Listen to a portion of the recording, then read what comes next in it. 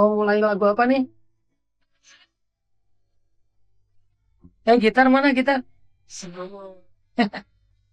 Alhamdulillahirrabbilalamin. Alhamdulillahi wa kafa. Wassalatu wassalamu ala rasulillahil mustafa. Wa ala alihi wa sahbihi ahli sidqi wal wafa. Alhamdulillah, puji syukur kepada Allah Subhanahu wa taala.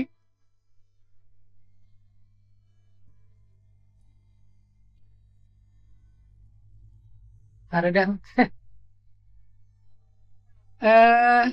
Salawat dan salam teruntuk Nabi besar Muhammad Sallallahu Alaihi Wasallam.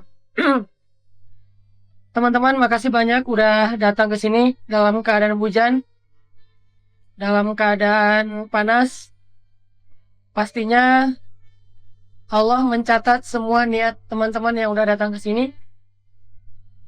Walaupun niatnya kadang ada yang modus juga sih. Ada yang modus pengen cari ilmu, ada yang modus pengen dapat pahala, ada yang modus pengen mengakhiri masa.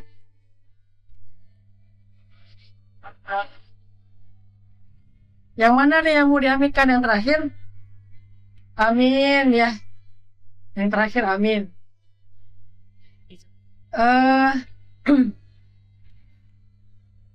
Tetaplah semangat dalam mencari ilmu.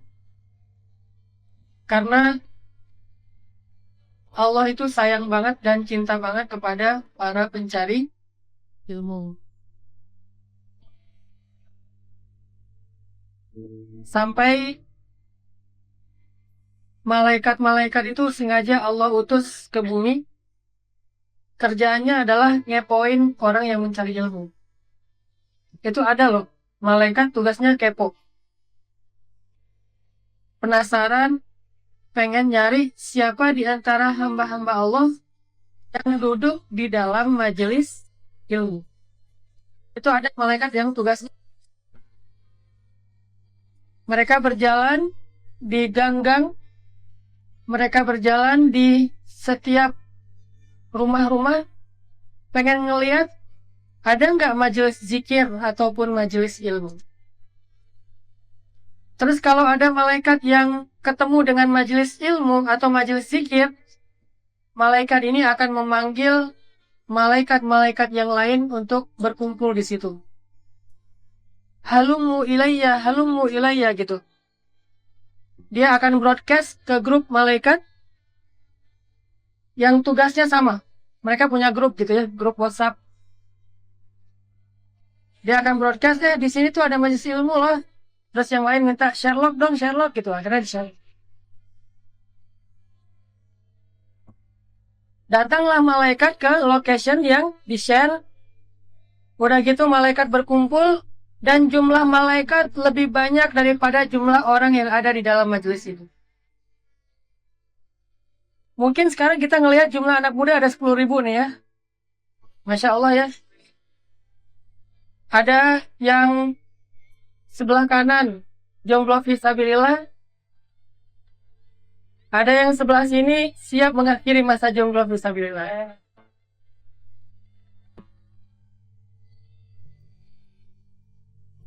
Tinggal satu aja nih, mention at calon mertua.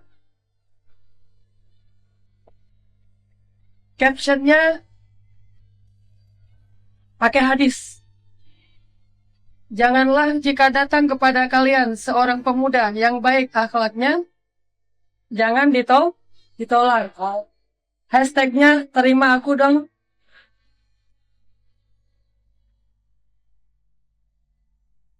Malaikat tuh lebih banyak daripada jumlah orang yang duduk di dalam majelis ilmu. Udah gitu malaikat akan mendoakan mereka, bersolawat untuk mereka. Solawat malaikat gimana? Allahumma gfirlahu warhamhu. Ya Allah, ampuni dia, rahmati dia. Ampuni dia, rahmati dia. Terus Allah bertanya dan Allah Maha tahu jawabannya. Kata Allah, wahai para malaikat, siapa mereka? Apa yang sedang mereka kerjakan? Malaikat menjawab, mereka hamba-hambamu ya Allah yang sedang berzikir tentang kebesaranmu. Lalu Allah bertanya, apakah mereka pernah melihat aku? Kata malaikat, tidak ya Allah. Kata Allah, bagaimana jika mereka pernah melihat aku? Kata malaikat, maka mereka akan menghabiskan sepanjang umurnya untuk berzikir dan mengingat engkau. Lalu Allah nanya lagi, wahai malaikat, apa yang mereka minta? Kalau mereka berdoa, minta apa? Kalau kita yang jawab, minta jodoh ya Allah gitu ya. Kalau malaikat jawabnya, mereka minta surga ya Allah. Kata Allah, apakah mereka pernah melihat surga? Kata malaikat, tidak ya Allah. Bagaimana jika pernah melihat surga? Kata malaikat, pasti mereka akan lebih semangat lagi meminta surga itu. Ingin segera masuk ke dalam surga. Terus Allah tanya lagi, apa yang mereka takutkan atau berlindung? Kata malaikat, mereka berlindung dari api neraka. Apakah mereka pernah melihat neraka? Kata malaikat, tidak pernah ya Allah. Gimana kalau mereka pernah melihat? Apakah mereka akan menangis sepanjang hidupnya dan meminta ampun supaya terhindar dari api neraka? Lalu Allah Subhanahu wa Ta'ala berfirman kepada para malaikat, wahai para malaikat, bersaksilah, sesungguhnya aku meridhoi mereka dan menjamin mereka di antara penduduk-penduduk surga. Tiba-tiba ada malaikat yang kayak interupsi gitu. Ya Allah, boleh komen? Oh, mangga weh, komen Maya. Yang penting jangan haters ya. Komen nih malaikat, ya Allah, kayaknya tuh saya ngeliat tuh ada satu orang, dia duduk di situ bukan untuk cari ilmu. Dia tuh lagi kayak mandang-mandang ke sebelah gitu, ngelihat mana yang cocok buat gua gitu. Enggak gitu sih teksnya. Teks yang sebenarnya dia tuh cuma tidur di situ. Kenapa bisa tidur? Karena dia emang datang ke masjid itu buat tidur, bukan buat majelis ilmu. Pas dia lagi tidur, orang ngumpul. Akhirnya dia terjebak di tengah. Ya udah deh. Terjebak macet, terpaksa lah dia ikut taklim. Jadi hashtagnya tuh taklim terpaksa gitu. Kadang-kadang kan kita gitu juga kan ya. Terpaksa atau nggak sengaja atau terjebak dalam masa lalu. Nggak pengen kayak gitu tapi nasib lah ya. Nah, gimana dengan dia ya Allah? Dia tuh cuma tidur doang di situ. Mungkin ada juga yang niatnya baik, tapi pas sampai di sini jadi ketiduran. Kenapa ketiduran? Soalnya majelis ilmu itu sakinah. Jadi ada dua tempat yang sakinah. Satu di majelis ilmu, satu lagi dalam dekapan kekasih. Baik.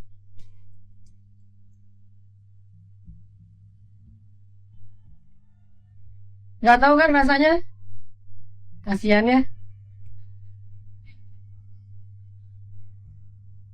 Nanti deh setelah lulus dari kampus ya. Makanya kalau pengen cepat nikah, cepat lulus. Tapi buat saya yang paling keren itu bukan cepat nikah, cepat lulus. Wisudanya berdua.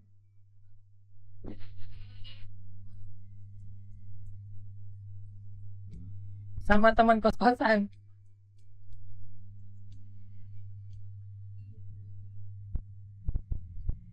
Gimana dengan dia ya Allah, kata malaikat. Terus kata Allah, sesungguhnya dia termasuk di antara orang-orang yang mendapatkan kebaikan. Bayangin, nggak sengaja aja mencari ilmu, dapat kebaikan. Gimana kalau sengaja? Nggak sengaja tuh berarti dia dapat kebaikan karena berada di dalam majelis. Kalau sengaja, berarti dari sejak dia keluar rumah, itu udah dapat kebaikan. Sampai dia kembali ke rumah. Kecuali dia nggak punya rumah. Tinggalnya di kos-kosan, kan bukan rumahnya sendiri ya. Yang lebih keren lagi, pergi dari kos-kosan, pulangnya ke rumah calon istri. Ya. Ada nggak yang kayak gitu? Amin ya aja lah ya.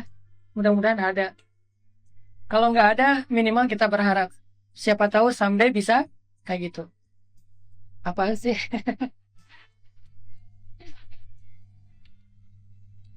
Nggak penting. Oke teman-teman, hari ini kita akan coba sharing tentang kisah cintanya Nabi Yusuf alaihissalam.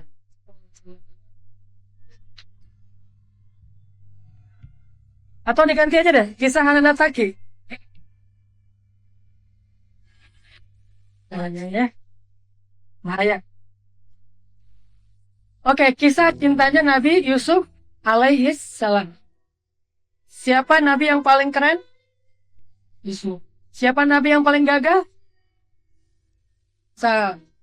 Siapa Nabi yang paling bijak? Sulaiman. Siapa Nabi yang paling romantis? Muhammad Sallallahu Alaihi Wasallam. Nanti kita coba akan banding-bandingin deh. Nabi Yusuf sama Nabi Muhammad. Nanti ada Nabi Yusuf, ada Nabi Muhammad, ada Nabi Yahya, ada Nabi Musa. Ini kisah-kisah cinta. Yang jelas nggak ada Nabi At-Taqi. Artinya kisah saya mah nggak direkomendasiin di dalam Al-Quran. Walaupun buat saya itu sesuatu. Belum punya kisah? Ada kisah mantannya.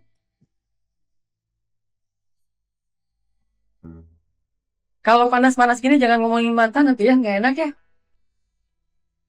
Ngomongin mantan mah kalau lagi kedinginan gitu, jadi panas kan? Oke, saya akan bacakan beberapa ayat tentang kisah Nabi Yusuf di dalam Al-Quran. Tentunya surat Yusuf. Ayat 22. Coba teman-teman buka aplikasi Al-Quran, surat Yusuf, ayat 22.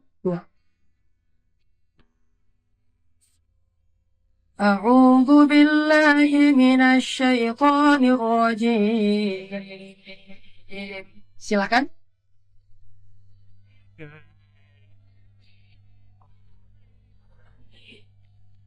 Bismillahirrahmanirrahim.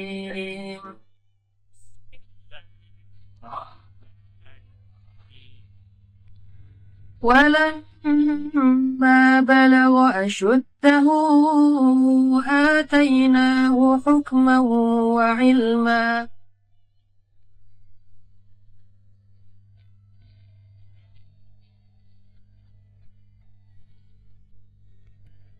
وكذلك نجزي المحسنين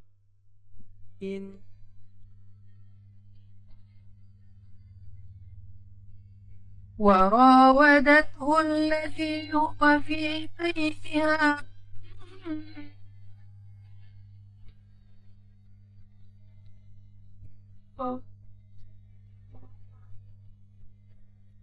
وغلقت الأبواب وقالت هيت لك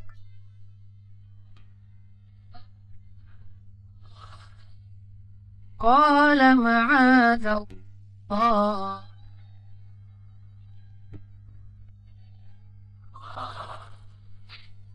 إنه ربي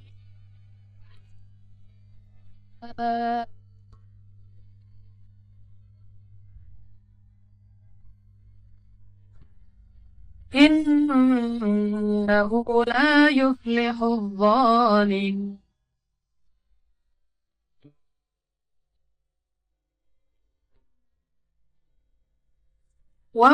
ولقد همت به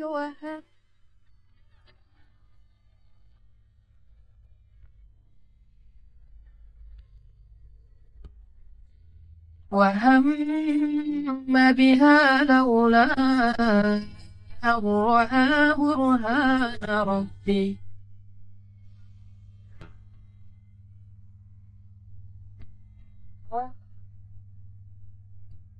كذلك لنصرف عنه السوء والفحشاء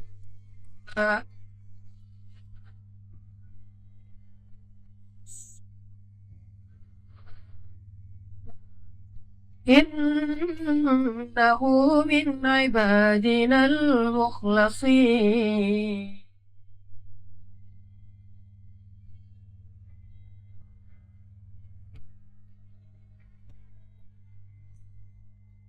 Dan ketika dia telah cukup usia, kami berikan kepadanya kekuasaan dan kami memberi balasan kepada orang-orang yang berbuat baik. dan perempuan yang dia tinggal dirinya. Ia menutup pintu-pintu lalu, marilah mendekat kepadaku. Yusuf berkata, lindung kepada Allah, Tuanku telah memperlakukan baik. Sesungguhnya orang yang zalim itu tidak akan beruntung. Dan sungguh wanita kehendak kepadanya, dan Yusuf pun dapat, sekiranya dia tidak melihat tanda-tanda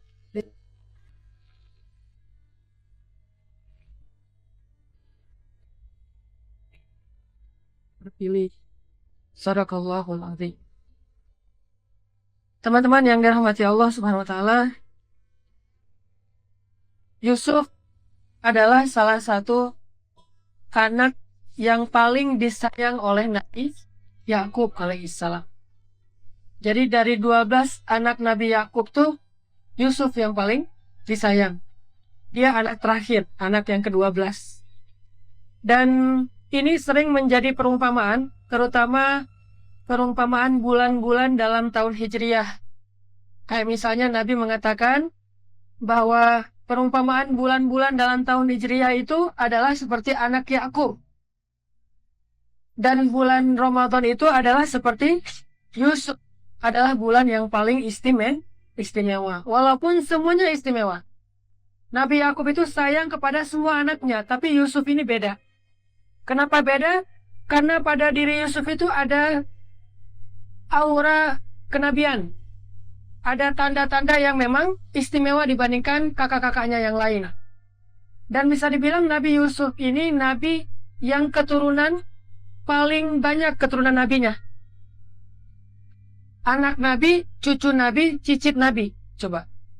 Yusuf bin Yakub bin siapa?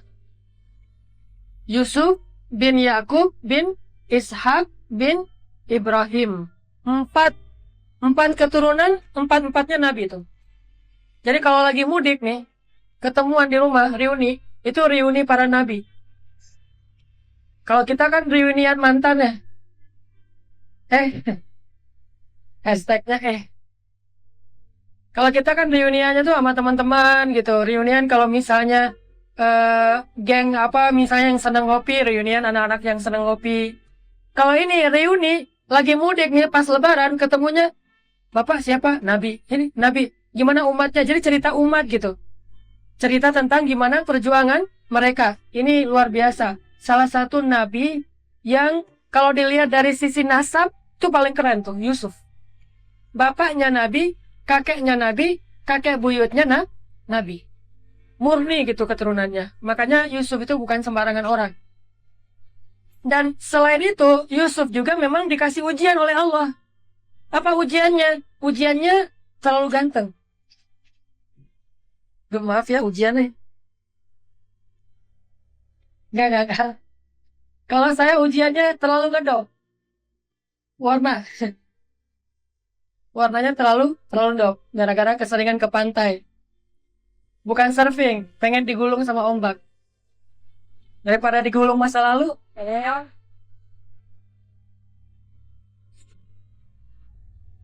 Pokoknya emang Yusuf itu diuji oleh Allah terlalu ganteng. Jadi hati-hati ya teman-teman yang ngerasa keren, ganteng, kece gitu. Itu bukan nikmat, itu ujian. Beruntung saya ngedok, akhirnya alhamdulillah saya tuh nggak pernah pacaran. Karena gak ada yang mau. Alhamdulillah sekali-kalinya ada yang mau. Nah itu saya banget lah. Orangnya ada di sini soalnya gak enak. Ini kenapa? Karena nggak diuji dengan penampilan yang menarik. Ayah saya tuh tukang pangkas. Ibu saya ibu rumah tangga biasa. Miskin banget. Pokoknya kita kontraktor sejati lah. Ngontrak rumah dari kecil sampai gede. Sampai sekarang masih ngontrak. Yang penting hati saya nggak dikontrak ya. Udah diakadkan itu halal gitu ya. Bukan kontrakan. Daripada ngontrak hati. Terus secara penampilan biasa aja. Sekarang aja sosok pencitraan ordai gitu kan. Ini panas sebetulnya. Tapi koplo kan bagian dari pencitraan.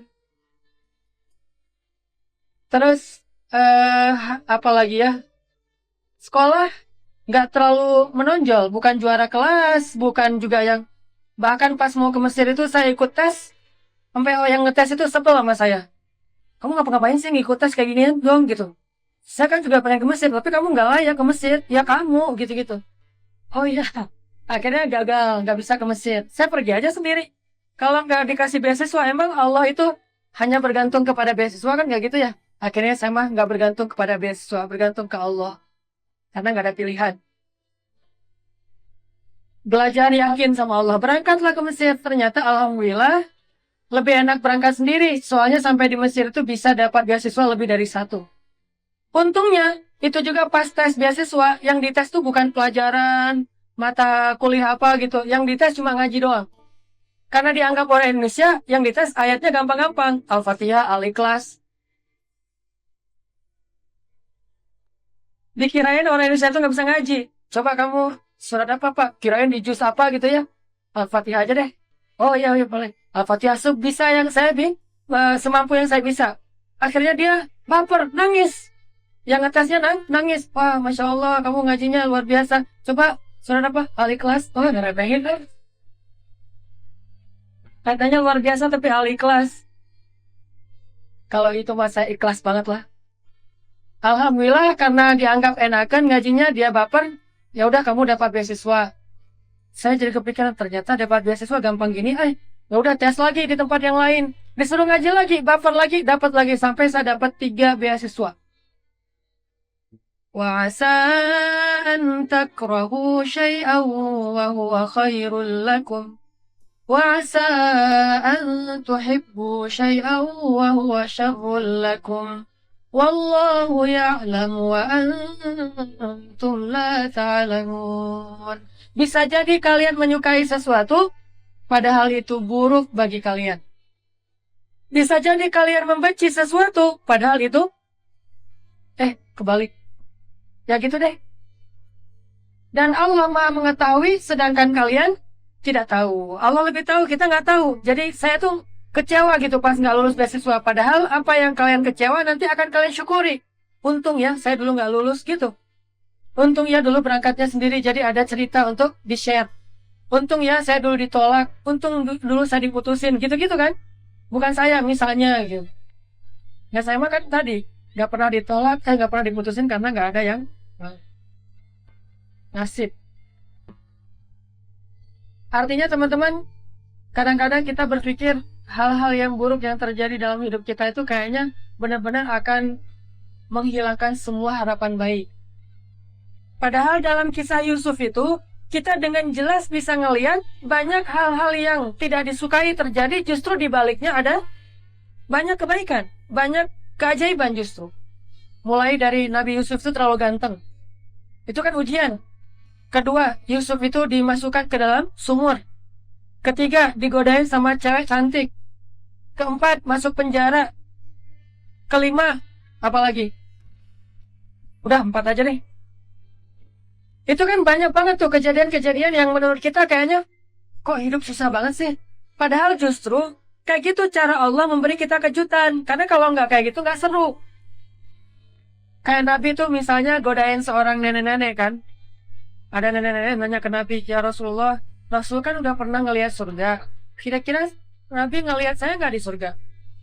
Nama saya tuh di list orang-orang masuk surga ada nggak? Kata Nabi, saya nggak ngelihat wajah kayak nenek di surga. Beneran? Beneran? Cius? Iya gitu. Akhirnya nenek ini mulai agak-agak khawatir gitu, agak-agak takut. Sebelum dia sempat shock daripada stroke kan, Nabi langsung bilang, soalnya nenek itu nanti masuk surga jadi muda lagi, nggak kayak sekarang. Oh gitu, Nabi bisa aja.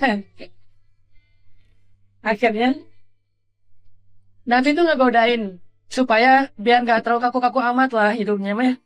Yang jelas, jangan sampai muncul fitnah. Godain nenek-nenek kan aman ya. Jadi kalau teman-teman pengen belajar romantis sama nenek-nenek aja. Nek, ayah nenek penjahit, ayah saya udah meninggal. Oh ya. Bapak kamu tukang las, kok tahu kan gitu ya? Cobanya ke nenek-nenek. Bapak nenek tukang las? Iya dulu tahun 50-an masa Jepang gitu. Emang kenapa? Enggak saya naik, cuma pengen tahu aja. Masa mau dirayu juga? Pantesan hati saya dilas sama nenek, bahaya. Tapi pelet lagi. Jadi banyak banget kejadian dalam hidup kita tuh rasanya kayak nggak nyaman, di luar ekspektasi kita, di luar harapan kita, di luar yang kita pernah bayangin. Tapi ternyata berkali-kali Allah nunjukin di balik atau bersama kesulitan, fa inna ma'al usri yusra, inna ma'al usri yusra. Itu Yusuf banget tuh. Jadi kalau teman-teman yakin sama surat Yusuf dan surat Al-Insyirah, cobalah kita belajar, kalaupun nggak bisa mensyukuri suatu ujian, minimal kita tabah. Jalanin aja. Kadang-kadang kita emang nggak bisa, agak susah mensyukuri. Dapat musibah, alhamdulillah susah kan? Walaupun ada orang yang bisa. Dan kalau dia bisa dapat musibah bertahmid, itu istimewa banget di mata Allah. Kan ada hadis tentang seorang laki-laki yang punya satu-satunya anaknya, jadi semata wayang gitu, meninggal. Masih usia anak kecil gitu. Lagi lucu-lucunya meninggal, anak laki-laki. Si bapaknya pas anaknya meninggal, terus Allah bertanya kepada malaikat yang mencabut nyawa anak itu. Kata Allah, wahai malaikat, nyawa siapa yang kamu cabut? Dan Allah lebih tahu jawabannya pasti. Kata malaikat, nyawa seorang anak kecil ya Allah. Kata Allah, bagaimana keadaan ayahnya? Ayahnya mengatakan alhamdulillah, inna lillahi wa inna ilaihi rajiun. Bayangin. Meninggal, alhamdulillah, innalillah wa inna ilaihi rajiun. Nah kalau kita mah cuma setengahnya, innalillah, itu juga sering lupa. Seringnya heboh dulu gitu. Kok bisa atau apa, sakit apa kan yang paling nggak enak banget tuh kalau ada musibah meninggal, nanya sakit apa, gitu kan ya. Udah semua orang yang datang nanya sakit apa, jadi orang yang kena musibah malah harus konferensi pers gitu. Harusnya datang bilang aja semoga almarhum dirahmati oleh Allah, dihapuskan dosanya. Gak usah nanya-nanya deh sakit apa, kecuali dekat banget. Ini asalnya datang sakit apa, ngejelasin panjang lebar. Gimana kejadiannya, semalam jatuh di kamar mandi apa, standar banget kan? Kalau kita datang, bilang aja semoga almarhum dirahmati Allah, diterima amalnya, diampuni dosa-dosanya. Semoga mantan-mantannya rela dengan apa yang pernah dia lakukan. Nah, apa tadi saya lupa. Jadi maksudnya tuh jangan sampai kita ketika dapat musibah hanya melihat bahwa oh hidup saya udah berakhir nih. Ketika nilai kita jelek padahal udah berusaha, kayaknya udah nggak ada harapan lagi buat hidup. Udah gitu memutuskan putus asa dengan loncat dari jembatan. Nggak meninggal pula, kesangkut di kabel listrik, kan nggak enak. Jadi judulnya bunuh diri gagal. Bunuh diri sukses juga nggak enak, gagal juga nggak enak, nggak ada yang enak. Laki-laki tadi itu mengatakan alhamdulillah, innalillah wa inna ilaihi rajiun. Terus kata Allah, apakah dia punya anak lain selain itu? Kata malaikat, gak punya ya Allah, semata wayang. Kata Allah, apakah dia sayang kepada anaknya? Kata malaikat, sayang banget. Lalu Allah berfirman, wahai malaikat, bersaksilah, sesungguhnya aku telah menyediakan untuk dia sebuah istana di dalam surga, namanya Baitul Hamdi, istana pujian. Kenapa? Wa akhiru da'wahum anil hamdulillah. Alhamdulillahi Rabbil Alamin. Selalu membiasakan mengatakan alhamdulillah, alhamdulillah. Orang mukmin itu harusnya gitu tuh. Antara dua. Alhamdulillah Rabbil Alamin atau innalillah. Kalau bisa alhamdulillah dalam dua kondisi itu lebih keren lagi tuh. Kalau ditanya misalnya dia lagi sehat, gimana kabarnya? Alhamdulillah sehat. Kalau lagi sakit, gimana kabarnya? Alhamdulillah ya ala kulli hal. Kalau lagi sehat, alhamdulillah sehat. Kalau lagi sakit, alhamdulillah ala kulli hal. Tetap aja alhamdulillah. Makanya orang Arab tuh kalau ditanya apa kabar atau gimana keadaannya, dia bilang alhamdulillah ya ala kulli hal. Biasanya ada masalah. Tapi dia nggak mau ngeluh, ngomongnya tetap alhamdulillah. Dan itulah lisan ahli surga. Jadi kalau kita pengen tahu kita nih lisan kita udah kayaknya udah cocok belum masuk surga ya. Ketahuan kan ada ciri-cirinya kan. Segala sesuatu ada ciri-cirinya. Bahkan ada bekasnya. Fi wujuhim min asaris sujud. Di wajah mereka kan ada bekas sujud. Sama lah kayak anak skateboard. Ketahuan banget kan anak skate tuh kayak gimana. Bekasnya di mana? Sepatu kan, kalau dia pas lagi oli ngapain kan dia gitu ya. Sehingga kalau sepatunya aus sebelah sini atau sebelah kiri, wah skateboard banget nih. Padahal di rumah digini-giniin pakai kayu. Bisa anak skateboard atau anak gitar yang apa akustikan gitu. Dia gitaris. Pasti ketahuan jari-jarinya tuh kan kayak bal keras gitu kan. Karena udah biasa megang senar gitar. Terus yang baru diputusin, ada bekasnya? Apa? Ngahulang. Baru diputusin sih. Kamu baru diputusin ya? Kok tahu kamu ngahulang wae gitu? Berarti baru diputusin. Begitu juga orang yang rajin ibadah, rajin sujud, ininya ada asarus sujud. Jadi jangan suzon kalau ngelihat orang ininya tebal, hitam gitu. Jangan suzon. Justru kita harus takjub. Kalau perlu kita gitu, pengen kayak gitu. Walaupun jangan suzon juga ke orang ininya halus. Nah saya mah, maaf ya, nggak mau sombong.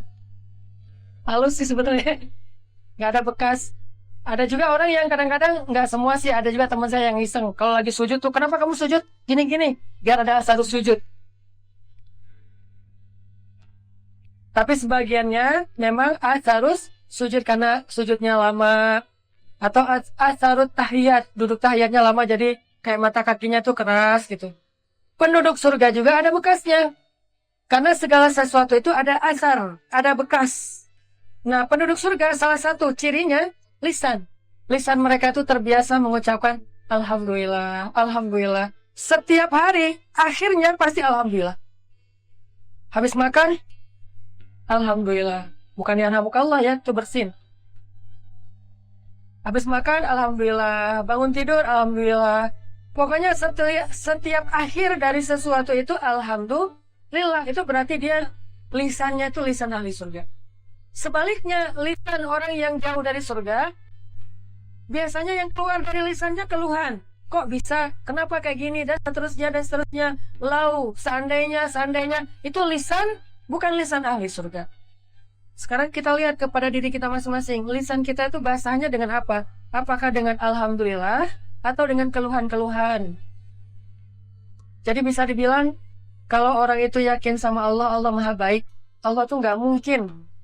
Allah tuh wallahu yuridu zulman lil alamin. Allah tuh nggak mungkin pengen ngenyakitin hambanya tuh nggak mungkin. Nggak ada sejarahnya Allah itu zalim sama hamba tuh nggak mungkin. Sehingga kita husnuzon. Kalau kita dapat ujian, musibah, oh fa'inna wahal usri yusra. Dapat ujian, musibah, oh wa sa'at takrahu syai'an, wa huwa khairul lakum. Itulah yang dialami oleh Yusuf alaihissalam. Ketika Yusuf dimasukkan ke dalam sumur, mana pernah kebayang bahwa Yusuf itu akan jadi seorang raja? Berawal dari dilemparkan ke dalam sumur oleh kakak-kakaknya. Kedengkian kakaknya memang gak nyaman. Tapi justru itulah kebaikan untuk dia di masa depan. Kadang-kadang ada banyak orang yang gak suka sama kita. Memang gak nyaman, tapi bisa jadi itulah pendorong, pemicu buat kita supaya melakukan hal yang lebih baik lagi. Dan memang benar kata orang, kegagalan adalah guru yang terbaik. Sehingga dari kegagalan itu kita kayak ngebayar biaya kuliah. Dari kegagalan itu kita belajar gitu. Nah ini coba kita jadikan motivasi hidup kita. Oh, mungkin saya kemarin kenapa ditolak? Karena datangnya kepedean. Ternyata calon mertua saya tuh nggak suka cowok yang terlalu kepedean. Besok datang, ditolak lagi. Terlalu tawadu. Terus gimana tuh Ustaz? Jangan terlalu. Ya, kepedean jangan, tawadu jangan. Biasa aja. Maksudnya tawadu yang sederhana, bukan sok tawadu. Dia punya tapi dia bilang nggak punya. Dek, mau apa kesini? Nggak Pak, mau silaturahim aja. Nggak berani ngomong. Oh ya udah silaturahim, mau minum apa? Nggak Pak, nggak usah repot-repot. Kopi juga boleh gitu. Masih standar lah ya minta kopi. Dah minum kopi segala macam. Perlu tambah gula nggak deh? Nggak Pak. Kenapa? Ngeliat wajah Wafa juga udah manis. Bahaya banget ya. Jadi ke bapaknya bukan ke anaknya.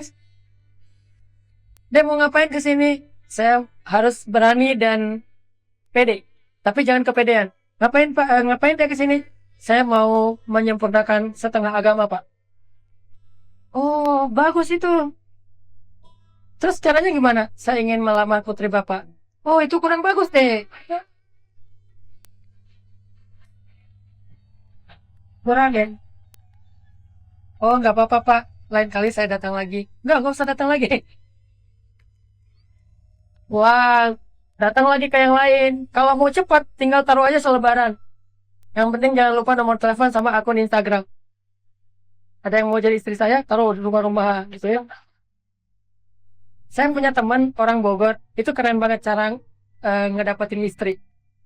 Bukan ngedapetin, ya cara melamar istri. Itu keren. Cuma agak nakal sih. Dia bikin kayak rekrutmen apa pegawai SPG gitu. Dia kayak bikin apa kayak jadi agen untuk menerima SPG, bikin dia nyewa satu tempat di mall pakai X banner gitu, yang pengen jadi SPG apa gitu ya, silakan daftar dengan membawa CV segala macam foto. Datang tuh ada 100 orang, dia seleksi sendiri, seleksi satu-satu sama dia. Udah selesai diseleksi 10 orang, dipanggil dipanggil wawancara gitu ya. Terakhir ada satu orang yang lulus. Pas sudah selesai diwawancara, yang satu orang ini dibilang, sebetulnya saya bukan lagi nyari SPG, nyari istri. Wah, ternyata si cewek ini kagum dengan usahanya, jadilah sekarang istrinya.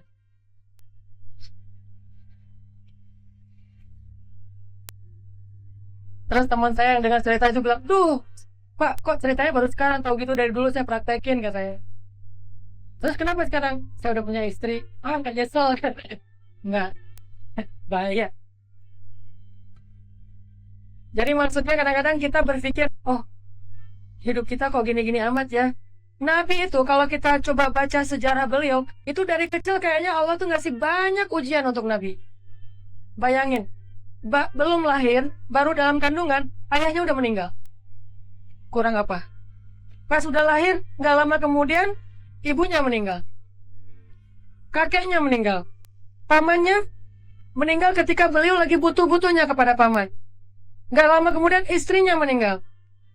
Belum lagi nanti ujian-ujian dari masyarakat. Nabi itu banyak diuji. Tapi justru kalau kita lihat, Nabi jadi keren kayak gitu karena ujian tersebut. Karena beliau nggak diasuh oleh ayahnya, akhirnya ibunya itu berpikir keras gimana supaya Nabi Muhammad kecil bisa jadi anak yang tumbuhnya baik. Ditaruhlah kepada sebuah bani namanya Bani Sa'diyah. Allah yang kasih skenario. Orang-orang Bani Sa'diyah datang ke Mekah, pengen nyusuin anak-anak Mekah. Karena memang profesi mereka itu nyusui dan dibayar. Jadi dulu ada profesi kayak gitu, nyusui dibayar. Jadi anak susuan gitu. Nah, ada seorang cewek dari Bani Sa'diyah namanya Halimah. Nah, Halimah ini nggak dapat semua yang ditanya, ada yang mau disusuin nggak? Udah pada keambil sama teman-temannya yang satu Bani Sa'diyah, satu klan, satu kabilah. Akhirnya daripada dia pulang nggak bawa apa-apa, nggak bawa hasil, ya udah deh ambil aja tuh Muhammad anak yatim. Tadinya nggak ada yang mau sama Muhammad. Kenapa? Soalnya nggak ada yang bayarin, gratis. Mana mau kan? Tapi daripada pulang tangan kosong, udah ambil aja deh. Siapa tahu di anak ini ada keberkahan.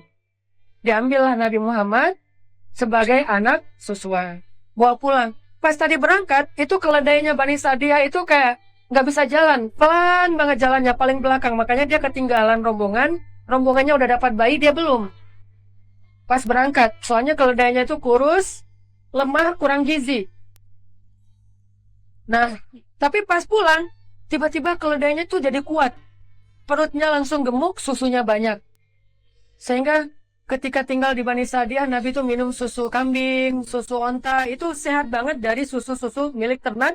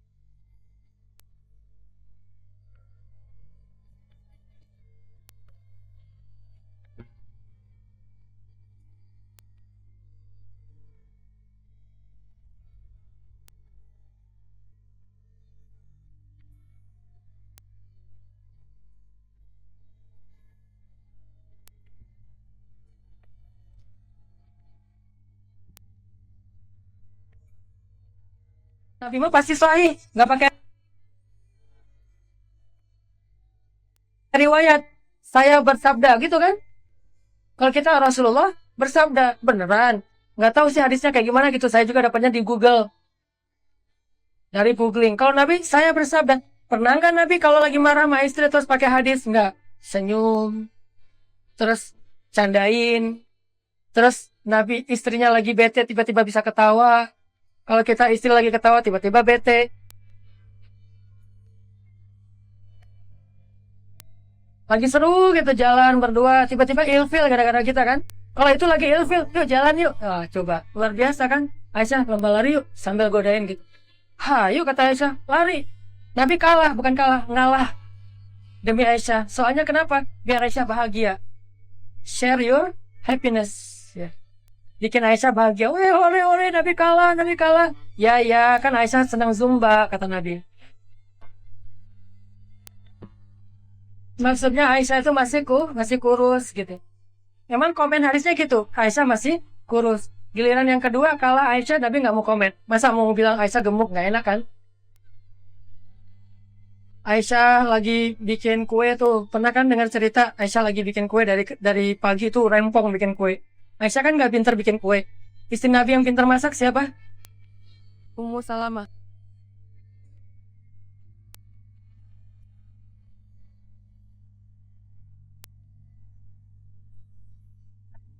Itu istri Nabi yang pintar masak. Kalau zaman sekarang pasti udah ada cake-nya tuh, Ummu Salamah cake gitu. Udah punya brand. Udah punya brand apa kuliner gitu. Saking pintar masak. Nah, waktu itu Aisyah lagi bikin cake gitu. Kayak apa kue-kue ringan, makanan ringan dari pagi sampai siang bikinnya. Udah siang, udah jadi tuh dari tepung kayak gula-gula gitu, kayak snow gitu. Udah jadi terus makan berdua sama Nabi. Nabi nggak mau komen sama sekali, walaupun makanannya mungkin biasa-biasa aja. Aisyah kok masalahnya gini sih nggak enak banget? Enggak. Makan Nabi itu antara dua, dimakan atau diam aja. Sampai Nabi pernah bertamu ke rumah temannya. Itu juga bukan bertamu sebetulnya diundang. Nabi nanti malam dinner di rumah saya ya. Boleh kata Nabi. Datang nih dinner. Nggak tahu dinner nggak tahu lunch. Cie. Nggak tahu makan siang nggak tahu makan malam. Datang ke rumahnya. Terus pas sampai di rumah orang yang undang itu ternyata yang dihidangin cuma roti doang, nggak ada selainya, nggak ada dagingnya, nggak ada susunya, cuma roti doang, nggak ada gimmick. Main course doang, nggak ada dessert, nggak ada appetizer. Main course doang. Dan main course-nya nggak lengkap lagi tuh, cuma ada roti. Akhirnya, Nabi keceletukan ngomong, ada selainya nggak? Kata Nabi. Sahabat nggak enakan. Duh, ya Rasulullah maaf, nggak ada selai apa-apa. Cuma ada cuka mau. Bayangin, cuka. Tapi kalau empek-empek emang pakai cuka ya enak ya. Saya dulu salah cerita ini di Palembang. Padahal orang Palembang makannya pakai cuka. Cuka mau nggak Nabi? Boleh kata Nabi. Dihidangin lah cuka. Bayangin roti pakai cuka. Nabi disobek rotinya diolesin cuka makan. Nabi dengan tersenyum mengatakan sebaik-baik lauk adalah cuka. Cek. Itu kan berarti orangnya baik banget kan menghargai ya. Sebaik-baik lauk adalah cuka. Ini modal ya, nanti kalau udah jadi suami, istri ngidangin kadang-kadang cuma garam. Bilang, mah, masakan mama tuh enak banget. Garamnya tuh beda rasanya.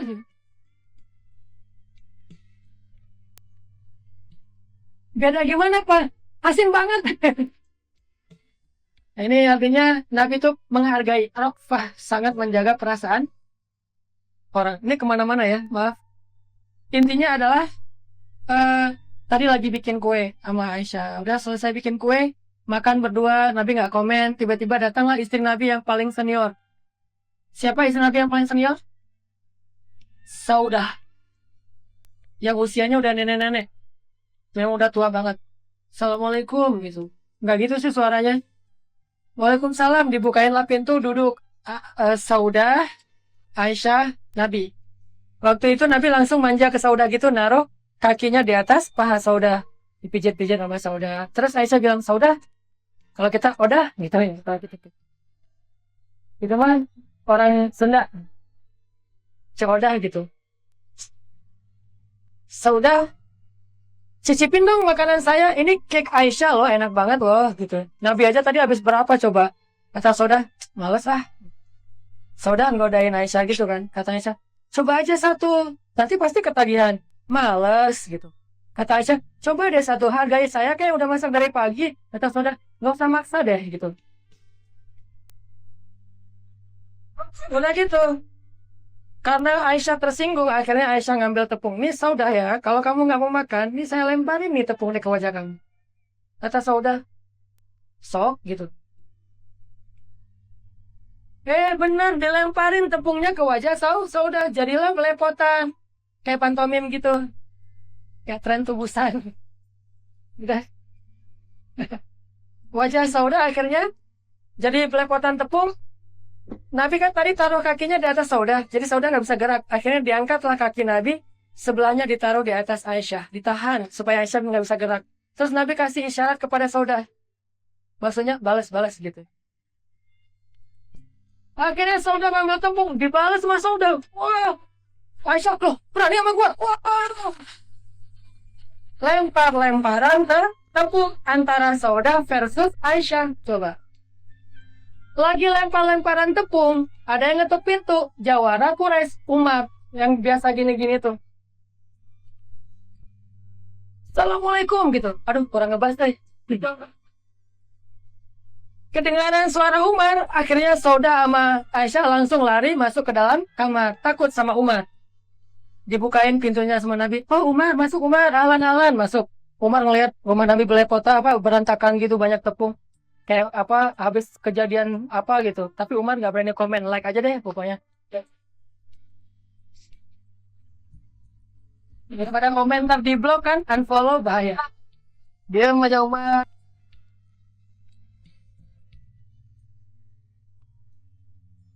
Gini-gini ngeliatin, waduh rumah Nabi berantakan gini Terus Nabi senyum-senyum gitu. Coba lihat asiknya Nabi. Sejak kapan kita habis belajar sunnah jadi kaku? Habis belajar sunnah jadi susah senyum. Padahal Nabi juga orangnya enjoy, easy going banget. No hard feeling gitu. Nah, Nabi ketawa-ketawa, senyum-senyum. Terus Umar nanya, ya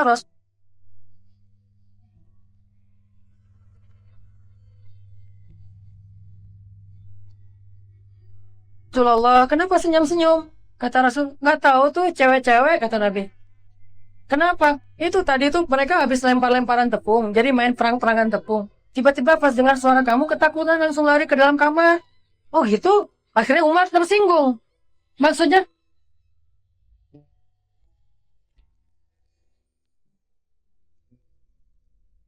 kenapa mereka takutnya ke Umar, nggak takut ke Rasul? Mereka mengatakan, wahai cewek-cewek, kata Umar. Kalian takut kepada Umar bin Khattab dan tidak takut kepada Rasulullah? Tiba-tiba dua cewek itu ngomong dari dalam kamarnya. Ya, soalnya engkau wahai Umar, ghalidun syadid, kasar dan keras. Sedangkan Rasulullah itu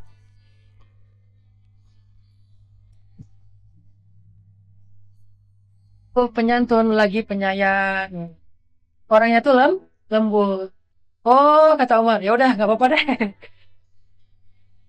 Baru Umar tahu gimana Rasulullah itu ke istrinya. Bayangin lagi bete, lagi berantem, lagi lemparan tepung bisa bikin senyum. Nah kita mah lagi senyum tiba-tiba akhirnya lempar piring. Belajar dari Rasulullah, kisah-kisah gimana Rasulullah bisa penyantun kayak gitu karena waktu kecilnya hidup di rumah Halimah. Rumah Halimah itu rumah yang tidak pernah terdengar suara teriakan dan bentakan. Itu rumah Halimah. Nggak ada suara teriakan, nggak ada suara bentakan. Makanya ketika Nabi udah dewasa, Nabi tidak pernah berteriak, tidak pernah membentak kecuali kepada orang musuh-musuh yang membenci kebenaran. Dan itu juga setelah dengan cara lemah lembut. Ini menunjukkan bahwa hal yang kadang waktu kecil kita alamin kayaknya nggak benar, nggak baik, yang menyakitkan, yang kayak pengen kita lupain. Ternyata itulah yang membuat kita mendapatkan kebaikan di masa sekarang. Itu gitu banget kok, Win. Pernah nggak merasa bersyukur dulu pernah diputusin? Oh,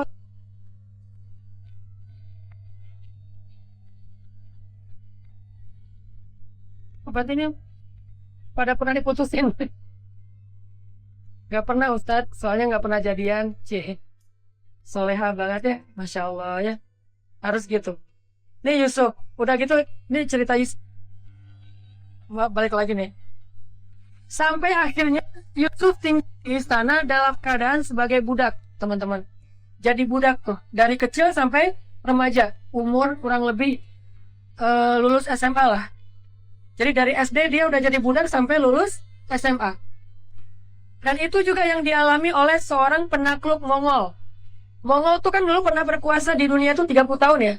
Bayangin, 30 tahun aja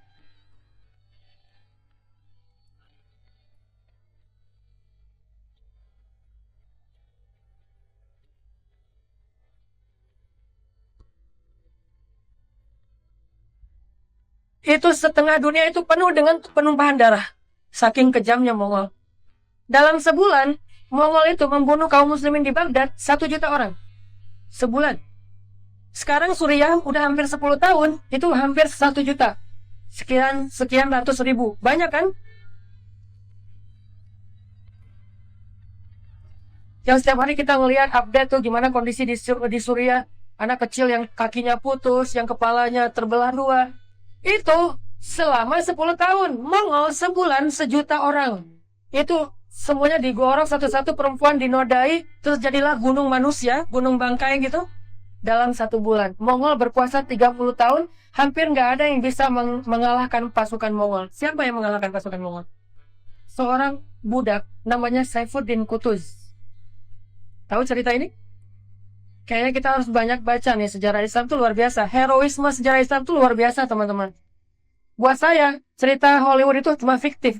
Tapi cerita Islam itu keren banget. Kalau ada 300 Spartan, tahu kan 300 Spartan? Itu mah fiksi. Kita juga punya Spartan-Spartan yang keren. Ada Ertugrul dengan 3 prajuritnya kesatria yang keren-keren. Ada Muhammad Al-Fatih.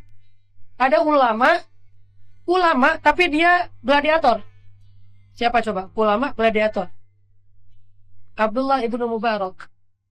1 lawan 10 musuh. Di tangan dia tuh habis 10 musuh. Petarung banget tuh. MMA banget lah pokoknya. Juara-juara ultimate fight sepanjang sejarah tuh orang Islam sebetulnya. Lo apa? Muay Thai gua ladenin. Lo Wing Chun gua ladenin. Lo silat. Enggak deh. Indonesia.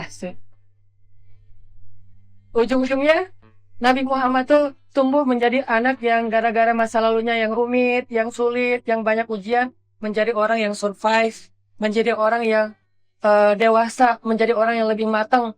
Ada yang lain yang tumbuhnya nggak punya banyak ujian, nggak matang-matang. Gimana sesuatu itu bisa matang? Kayak telur, matangnya gimana? Direbus kan? Kalau dibiarin aja nggak direbus di kulkas, adem gitu, nggak matang-matang kan ya?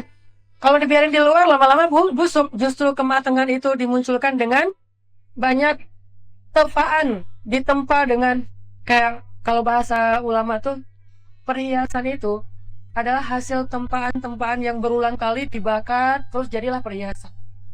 Begitu juga kita. Wa asa an takrahu syai'an. Itulah yang menempa kita. Wa huwa khairul lakum, dan itulah hasilnya. Yusuf. Saifuddin Qutuz adalah orang yang menaklukkan pasukan Mongol. Dia kayaknya cuma diutus oleh Allah untuk menghancurkan prajurit Mongol. Setelah itu diambil lagi oleh Allah. Dia jadi pangeran kecil. Tiba-tiba keluarganya dibasmi. Terus dia dijual. Jadilah dia sebagai budak dari usia 7 tahun sampai usia 20 tahun jadi budak. Tapi justru kehidupannya sebagai budak mendidik dia untuk jadi tangguh. Kalau dia jadi di istana kayaknya dia selamanya jadi manja tuh. Berhubung dia jadi budak, hidupnya susah, jadilah dia anak yang tangguh. Di usia 20 tahun, dia menjadi seorang gubernur. Lama-lama jadi menteri, lama-lama penasihat raja.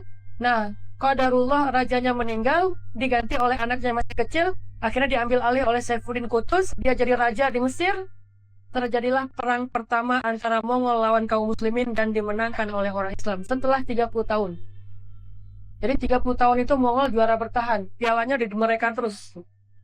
Pokoknya nggak pernah dikalahkan.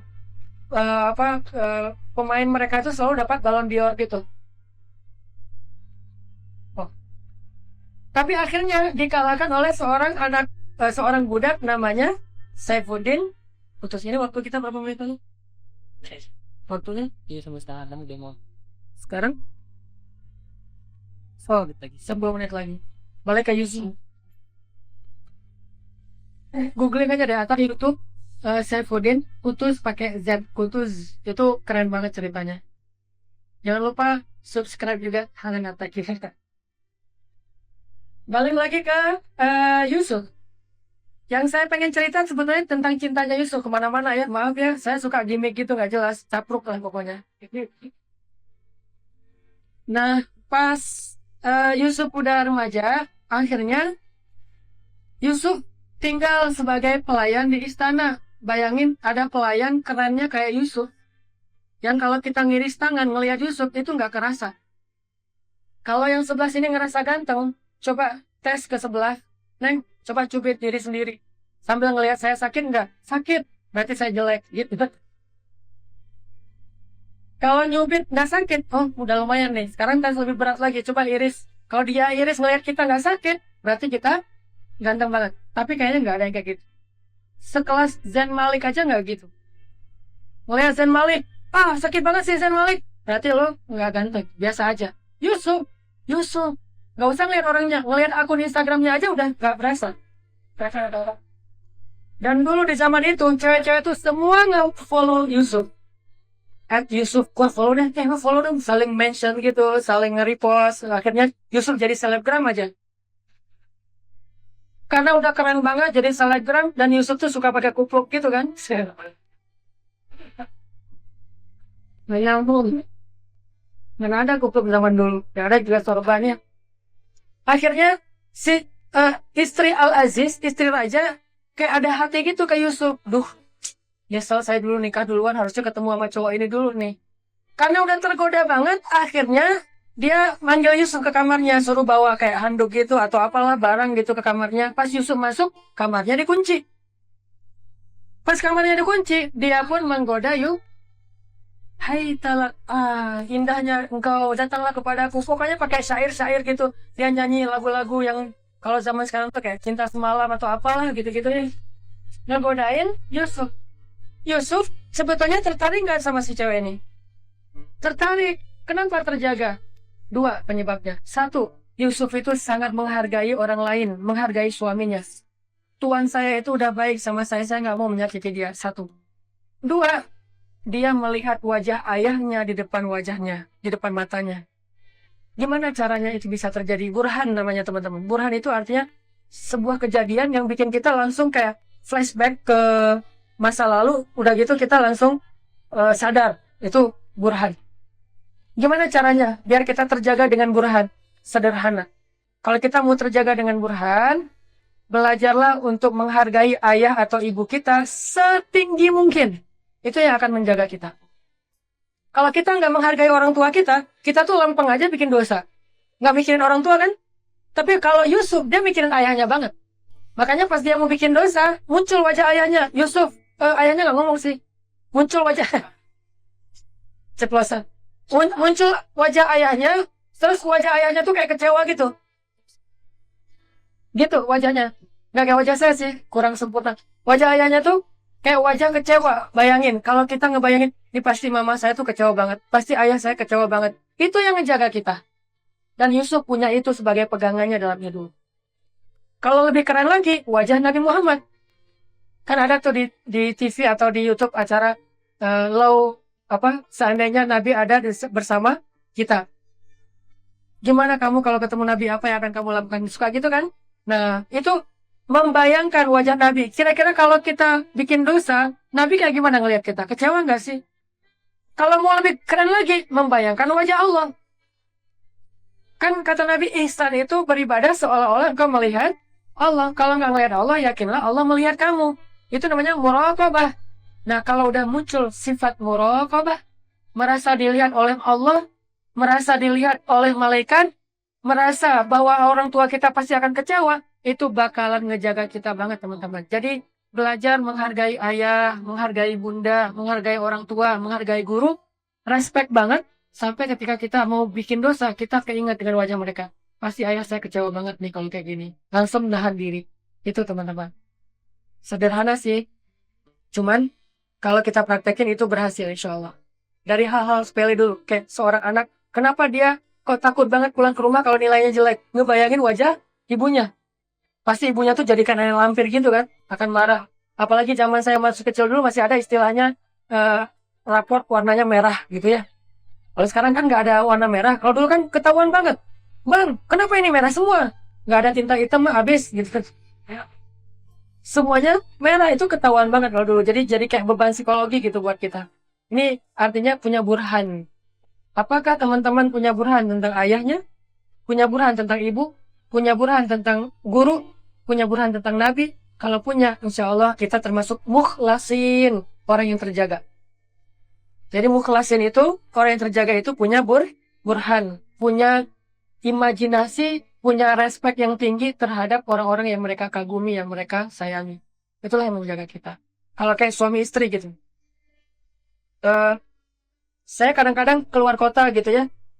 Nggak tahu nih, mungkin karena ibu-ibu niatnya baik, pengen foto sama saya. Deket-deketan gitu kan. Saya langsung ngebayangin wajah istri saya. Pasti kalau istri saya ngelihat saya di foto kayak gini, nih nggak nyaman banget nih. Bu, jauh dikit dong, jangan berdua sama laki-laki. Ngebayangin, burhan istri. Bayangin. Kita burhan mantan, berat. Iya. Burhannya mantan, nggak enak. Kadang kita suka greget gitu. Awalnya sih pengen jujur. Awalnya pengen cara-cara yang benar gitu, yang lurus, nggak macam-macam, nggak neko-neko. Kita lamar kerja, pengen yang jujur. Kita berdagang, pengen yang jujur. Kita ngapa-ngapain aja pokoknya pengennya yang jujur, yang lurus. Tapi suka greget itu kalau ternyata ada orang yang curang dan sukses. Itu ya. Ada orang yang nggak jujur, untungnya lebih gede, kayaknya lebih cepat. Udah kayak gitu dia pamer lagi tuh. Dia bilang ke kita tuh, makanya jangan jujur-jujur teing gitu ya. Karena makin jujur susah jadi orang kaya gitu kata dia.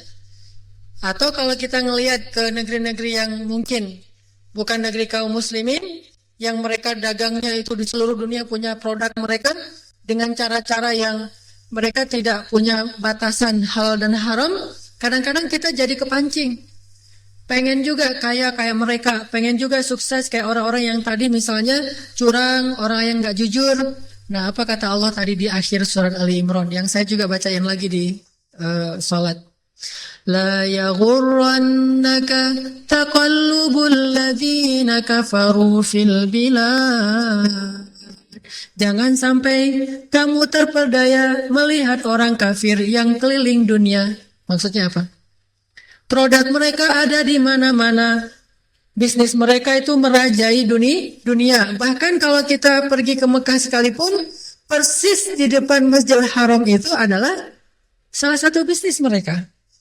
Hotelnya, makanan sepat sajinya, kemudian beberapa produk-produk, termasuk tasbih sekalipun.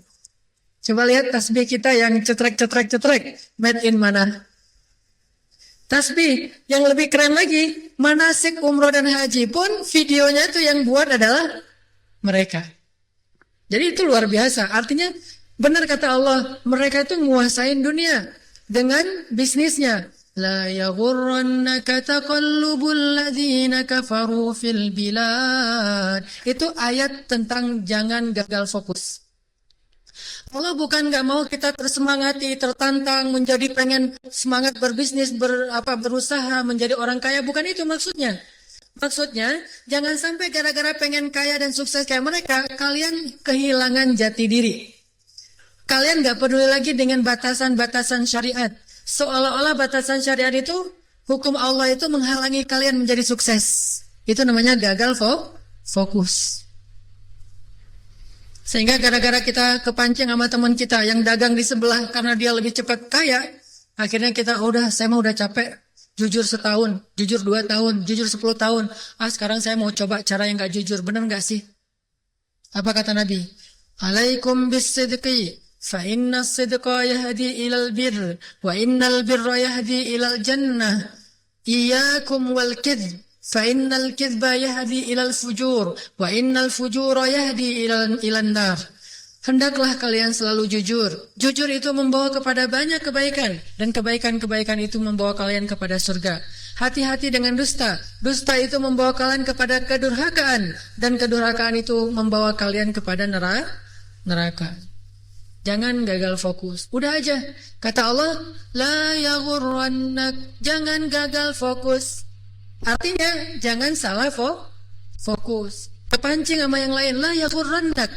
Kalian boleh semangat untuk sukses, boleh semangat untuk jadi orang yang kaya, nggak apa-apa, semangat untuk berbisnis, tetapi jangan gagal fokus. Kalian punya identitas, kalian punya prinsip, kalian punya aturan, kalian punya cara yang Allah Subhanahu Wa Taala janjiin, pasti akan sukses dengan cara itu. Yakin aja. La yaghurrannaka taqallubul ladzina kafaru fil bilad. Mata'un qalil. Kalian jangan gagal fokus ngelihat orang kafir sukses dengan bisnisnya di sekeliling dunia. Itu cuma kesenangan yang sedikit, kata Allah. Mata'un qalil. Bagi Allah, kesuksesan mereka bisa punya bisnis di mana-mana, merajai bisnis dunia, mata'un qalil. Dikasih dunia dan seisinya sekalipun pun, kata Allah, mata'un qalil. Itu mah cuma dikit, gak ada apa-apanya, kata Allah. Summa ma'wahum jahannam. Kemudian tempat tinggal mereka nanti di akhirat jahannam. Wa bi'sal mihad.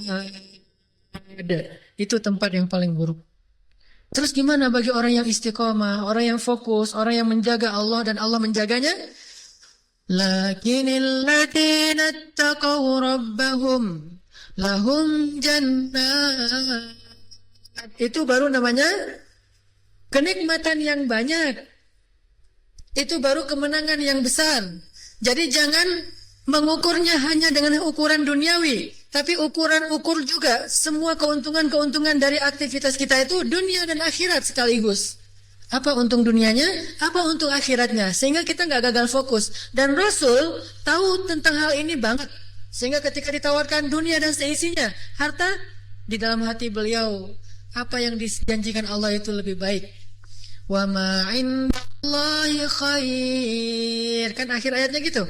Apa yang ada di sisi Allah lebih baik.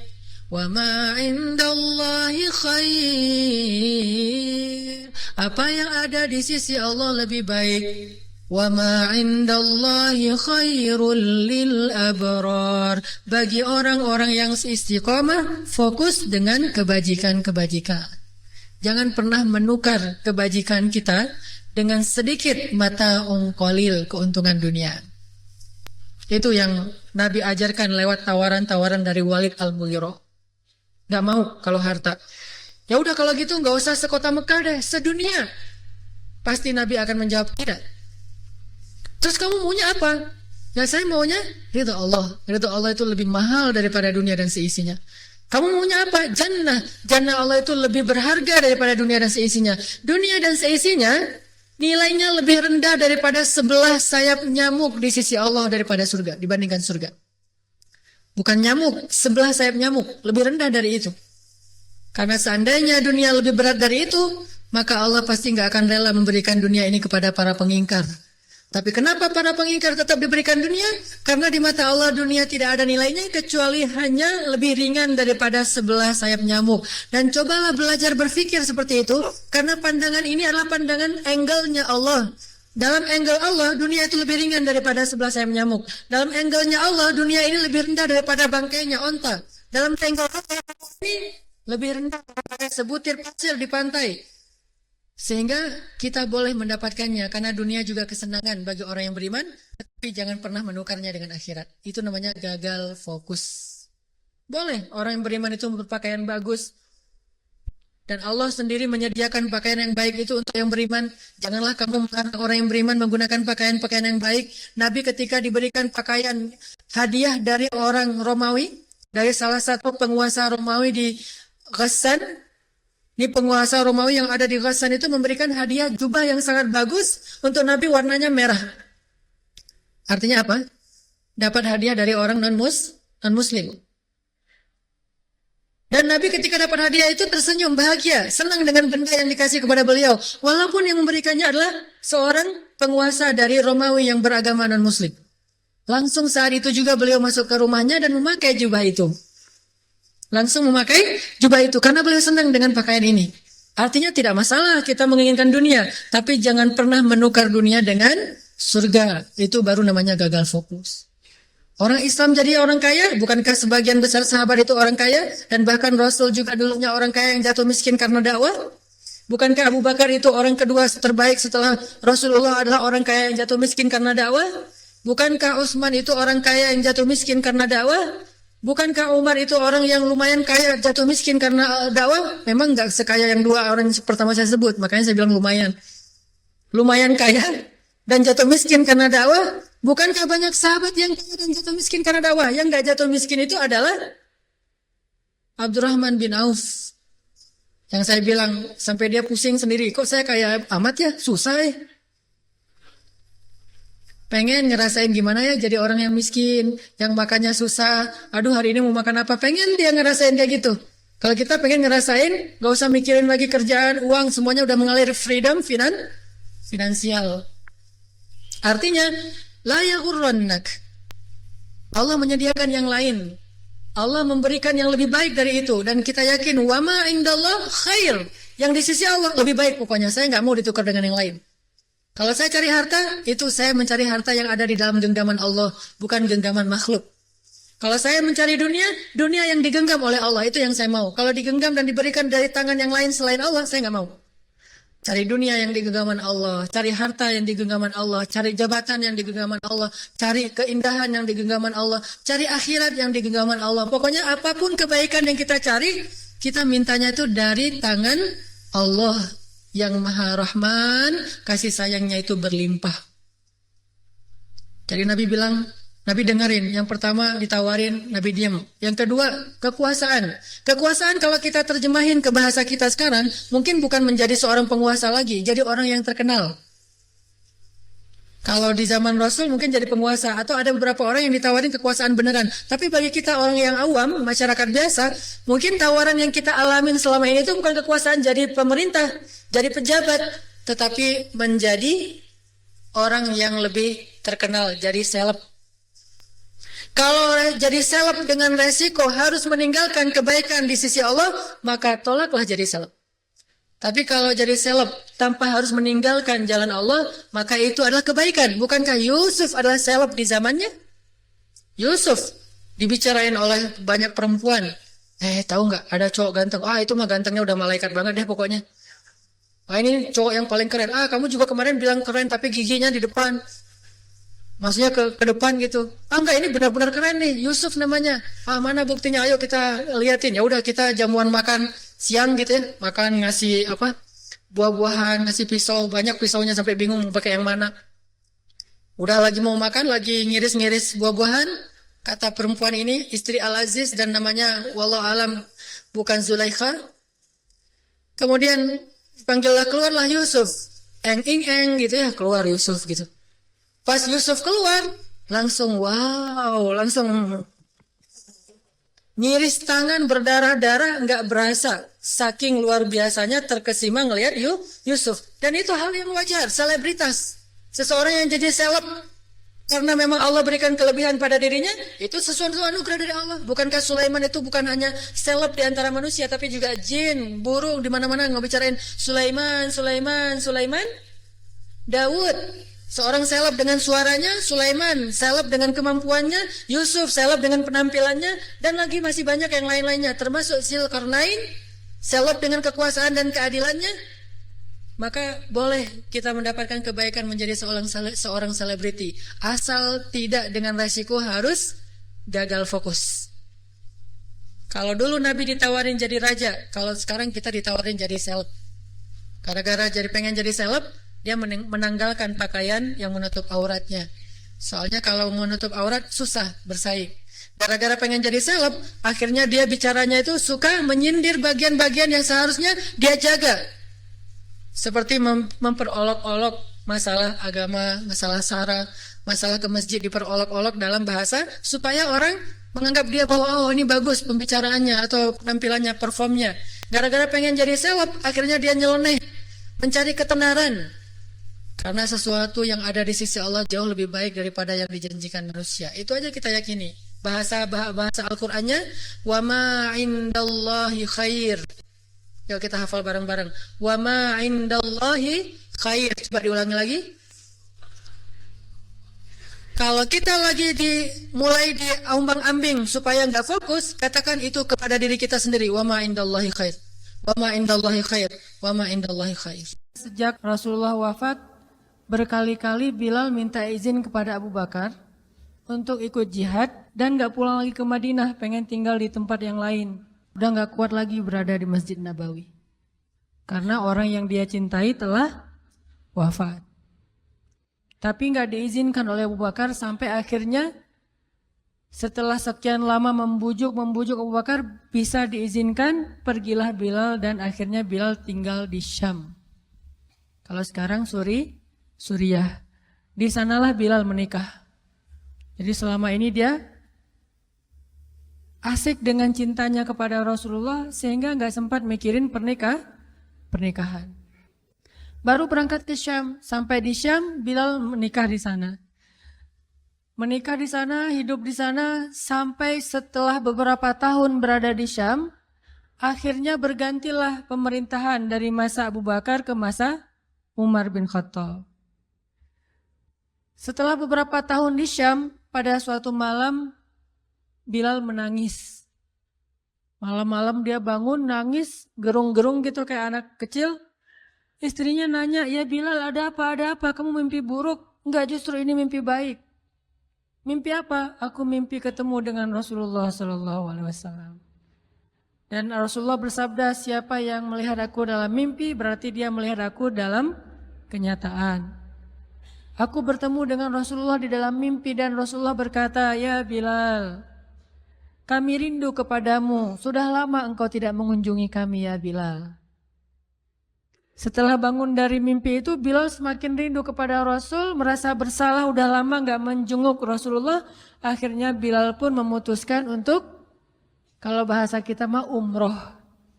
Memutuskan untuk ziarah ke makam Rasul. Berangkat Bilal dari Syam, umroh ziarah ke makam Rasul.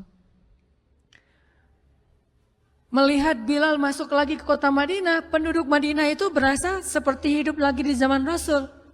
Senang gitu, dan Umar sangat senang dengan kedatangan Bilal.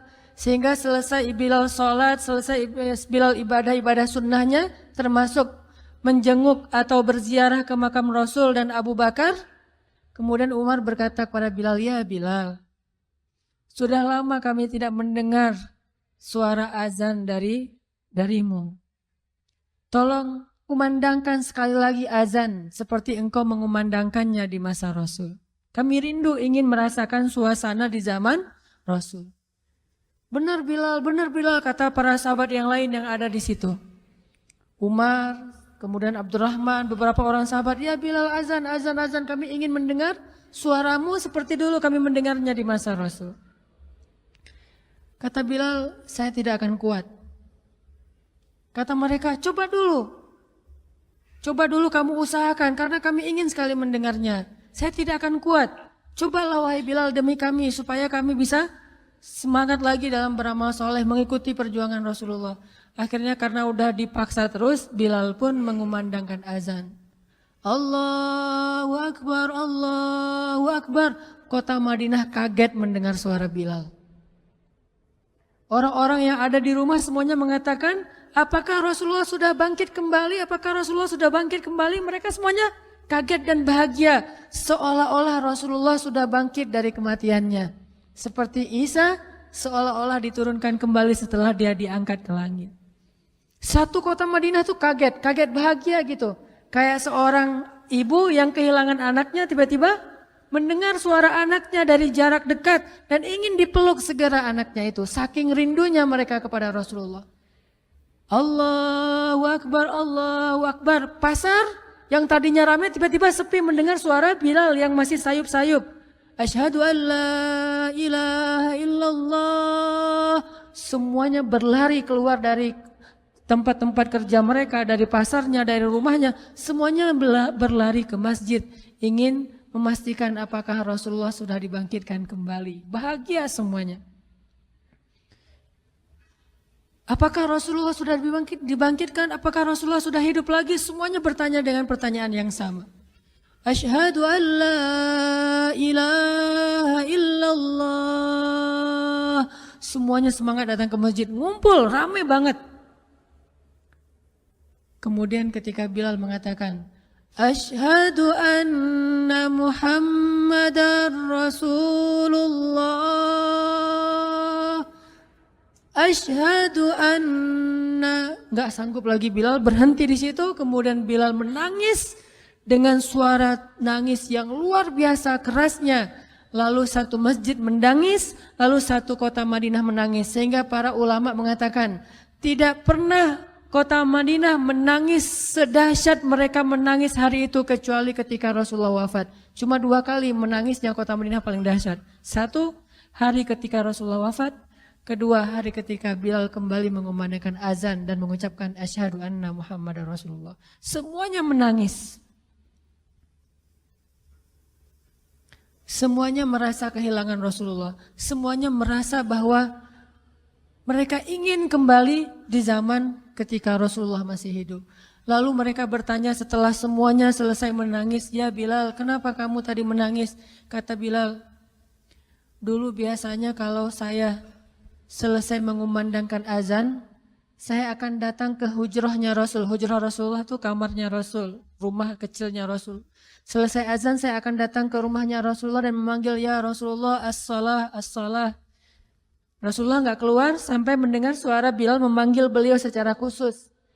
Udah selesai azan, Bilal manggil Rasul, ya Rasulullah, as-salah, as-salah. Baru Rasulullah keluar dengan wajah berseri-seri. Sekarang bagaimana saya akan memanggil Rasulullah sedangkan Rasulullah sudah bersama kekasihnya yaitu Allah Subhanahu wa Ta'ala. Menangis lagi satu masjid, satu kota Madinah. Pokoknya hari itu adalah hari berkabung sekota Madinah. Hari menangisnya kota Madinah, saking rindunya mereka kepada Rasulullah. Bagaimana dengan kita ketika mendengar suara azan dan muazin mengucapkan nama Rasulullah Sallallahu Alaihi Wasallam? Di situ kelihatan apakah kita mencintai Rasulullah lebih dari apapun juga setelah Allah Subhanahu Wa Taala. Kalau tidak, fatarabbasu, hati-hati. Kalau tidak, fatarabbasu, tunggu aja. Na'udzubillah min dzalik. Berarti masih ada kemunafikan dalam hati kita. Bagaimana kita, apakah hati kita merasa gemetar, bergetar ketika kita mendengar suara seseorang mengatakan Muhammad sallallahu alaihi wasallam, Rasulullah sallallahu alaihi wasallam. Apakah hati kita bergetar seperti bergetarnya hati seorang kekasih ketika mendengar suara kekasihnya, nama kekasihnya disebutkan?